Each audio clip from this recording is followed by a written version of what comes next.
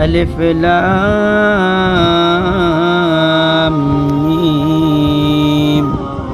ذلك الكتاب لا ريب فيه هدى للمتقين الذين يؤمنون بالغيب ويقيمون الصلاة ومما رزقناهم ينفقون والذين يؤمنون بما